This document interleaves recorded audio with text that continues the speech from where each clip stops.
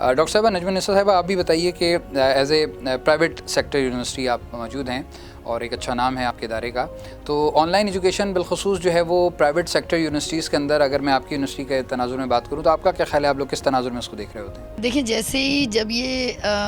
27 کو جب یہ اسکولز کالجز اور یونیورسٹیز کا کلوجر اناؤنس ہوا تو ہماری ایک جو ہے وہ ایک ارجنٹ میٹنگ ہوئی، اور اس میٹنگ میں یہ طے کیا گیا کہ بھائی اگر یونیورسٹیز بھی اچھا initially you know things were not clear کہ بھائی ہوگا کیا، ابھی یہ کتنے عرصے تک کے لیے ہے، کیا کریں،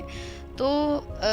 کہا گیا کہ ٹھیک ہے ایک ہفتے بند رکھتے ہیں، دیکھتے ہیں کہ کیا فردر اناؤنسمنٹ کیا آتا ہے۔ لیکن جب لاک ڈاؤن پراپر اناؤنس ہو گیا تو لاک ڈاؤن کا مطلب تھا lock down, so it means کہ اب ہمیں فوری طور پہ جو اپنا سیمسٹر تھا اس کو کنٹینیو کرنا تھا۔ ڈیسیجن یہی لیا گیا کہ سیمسٹر کو بجائے یہ کہ اسٹاپ کرنے کے اس کو کنٹینیو کیا جائے، اور اس کے لیے آن لائن جو ہے وہ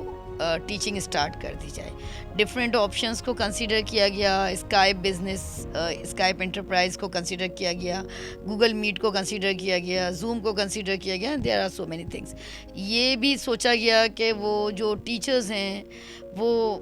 آن کیمپس آئیں اور وہ پھر وہاں ریکارڈ کرائیں لیکچر اور پھر دیں یا اپنے گھر سے کریں، تمام تر اسپیکٹس کو کنسیڈر کرتے ہوئے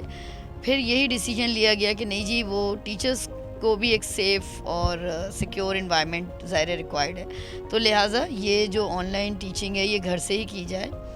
اور پھر اس کے بعد لاک ڈاؤن بھی ہو گیا۔ تو سیمسٹر کو ہم نے کنٹینیو کیا، الحمدللہ ہم نے مڈ ٹرم بھی آن لائن لیا، فائنل بھی آن لائن لیا، پراپر